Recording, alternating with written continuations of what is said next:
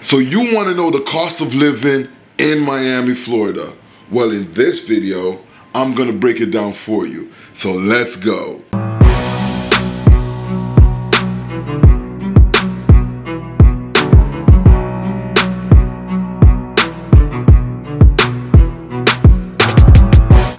Hey, what's up, my friends? It's Pierre, Nicholson from Florida Star Realty down here in beautiful South Florida. If you want to know everything about living down here in beautiful South Florida, anywhere in West Palm Beach, Fort Lauderdale, Miami, then hit that subscribe button, ring that notification bell, and you'll be notified every time I drop a new video. We get a lot of people calling, texting, emailing us all the time, and we love it. So if you're thinking about moving down here to beautiful South Florida, anywhere in West Palm Beach, Fort Lauderdale, Miami, then give us a call, send us a text, send us an email, even leave a comment below, because when it comes to moving here to South Florida, we are here to help.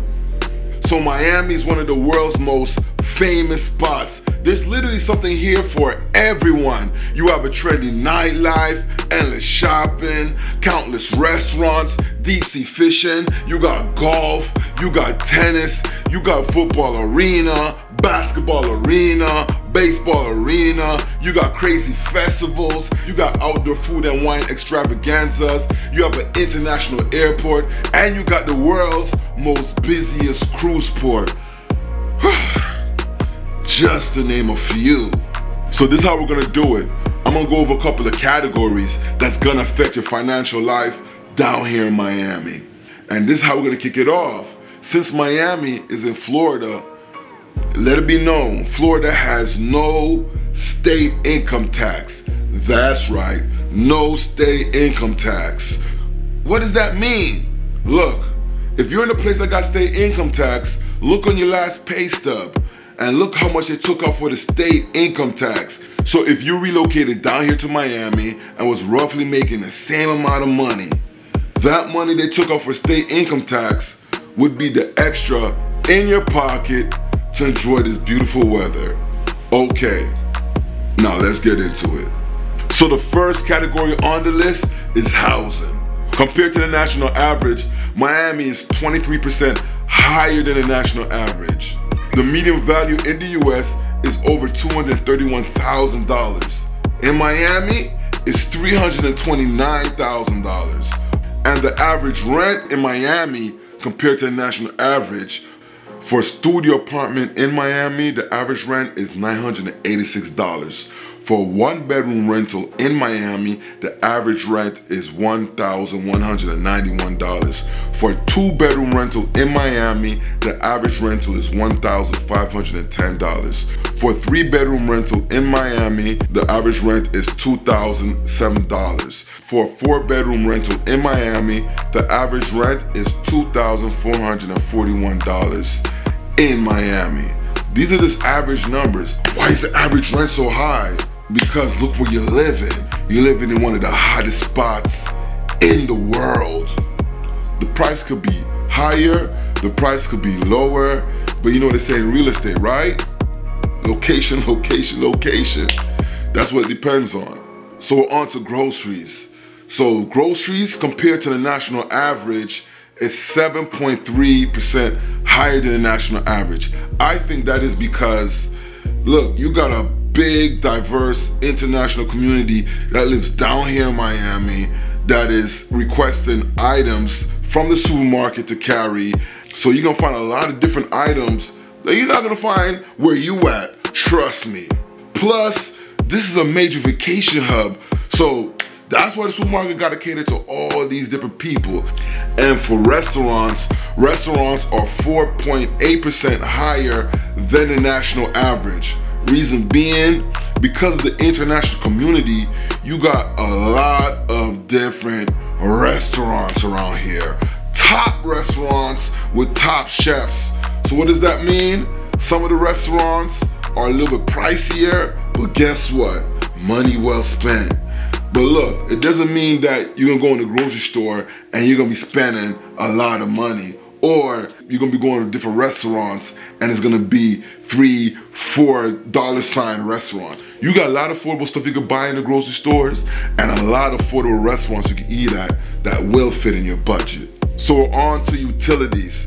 So the cost of utilities overall compared to the national average is 4.5% cheaper. So let's start with electricity.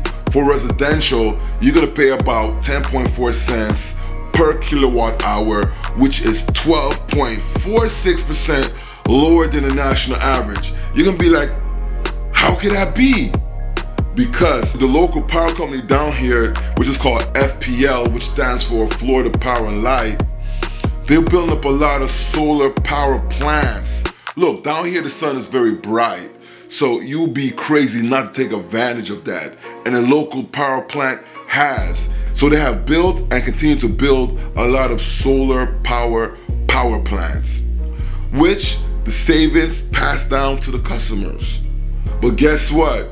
You could be like FPL too and put the solar panels on the roof. And guess what? Now you're getting electricity for free. And if you have like an electric car, now you're driving for free too. Now let's move on to water. Now water, you could be billed monthly and you could be billed every quarterly, which is every 3 months.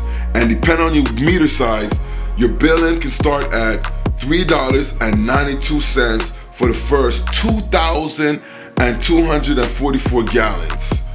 That's a lot of water. That's very cheap.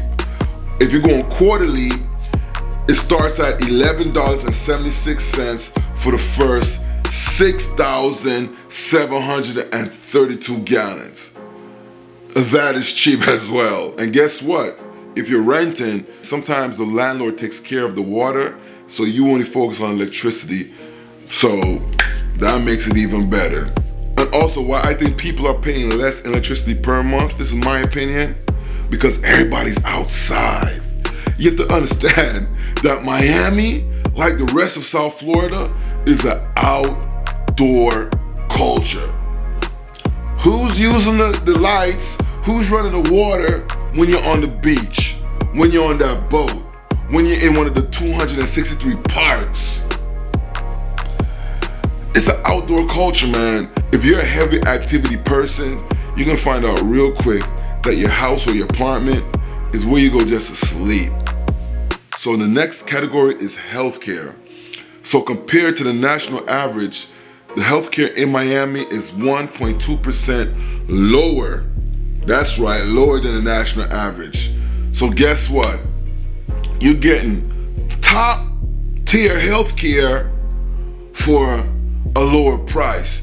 There's a lot of medical facilities down here. A lot of nurses, a lot of doctors, a lot of hospital staff. You're getting their premium service for cheaper compared to the national average. So the next category we're getting into is transportation. Transportation overall is 44.5% higher than the national average. So down here you got the MDT, Miami-Dade Transit, and the price to take the bus is $2.25. And if you want to take the express bus, which goes up to Fort Lauderdale, is $2.65, okay? And then you got the Metro Rail. Yes, we do. We got a train system here in Miami. It's not the most robust train system, but we got one, right? To ride the Metro Rail is $2.25. And if you want to drive and park there, it is $4.50, okay? And if you want to do a monthly parking, it's $11.25 for the monthly parking. So also they got a card down here that you can buy, a more permanent plastic card that looks like a credit card. It's called an Easy Card, and you can use that to get on the train and or bus, okay? And if you buy an all-day pass, which costs $5.65, you can use that and get on the train and on the bus all day. No extra cost. $5.65 will get you on the bus and train all day. If you want to do a 7-day pass, that's $29.25 for a 7-day pass. That will get you on the train and bus unlimited. And if you want to do a 1-month pass, that's $112.50 to do a 1-month pass to get on the train and bus unlimited, no extra cost, and you're good for the whole month, okay? And of course, there are discount rates. Here's how you can get a discounted rate.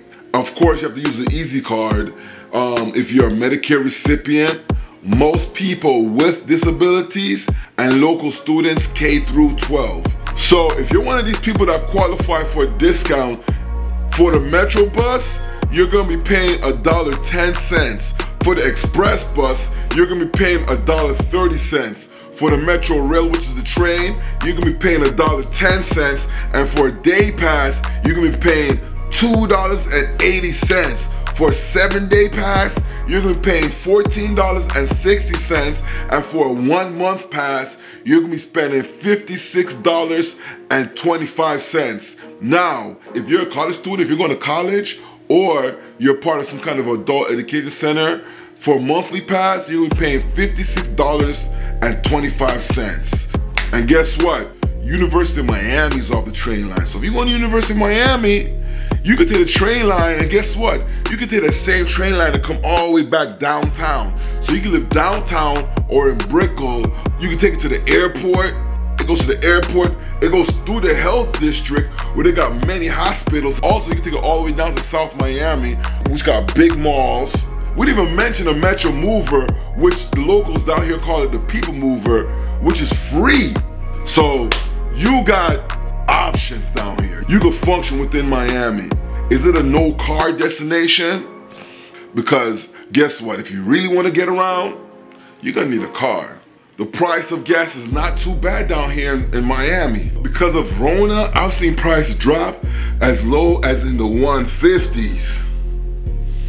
So you know, you could be taking full advantage of that. How long that's gonna last, I don't know. When it gets back to normal, expect around 220, 230, which is still good. So now we're on the last but not least final category, which is daycare.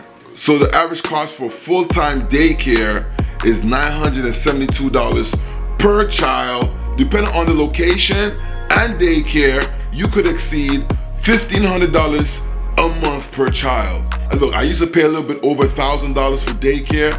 Now I pay a couple of $100 less. And we still feel like we get a nice top tier daycare. How we chose our daycares was when our child was ready for daycare, wifey and I, we looked in the area and we put together a list of 10 daycares that we liked. And we had a list of criteria that we wanted for our perfect daycare, right? So what we did was we blocked out a couple of days and literally went to each daycare for ourselves, walked around, looked through each daycare for ourselves and see if they checked the box in the different criteria we had for a daycare, right? What ended up happening is we ended up picking a daycare that we really loved. It wasn't the most expensive daycare and it wasn't the cheapest daycare. So you will find out that just because a daycare costs a lot of money doesn't mean it's the best daycare. And just because a daycare is cheap doesn't mean that you're not ultimately paying a different price.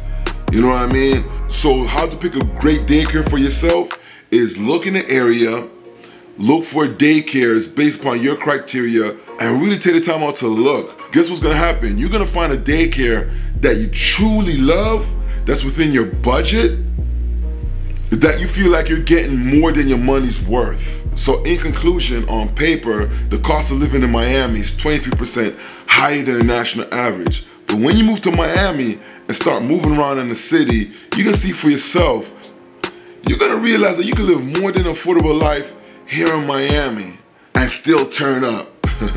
Hey, what's up, my friends? Thanks for watching my video. And remember, if you're thinking about moving down here to beautiful South Florida, anywhere in West Palm Beach, Fort Lauderdale, Miami, then give me a call, send me a text, send me an email, even leave a comment below, because when it comes to moving here to South Florida, I'm happy to help. Until next time, peace.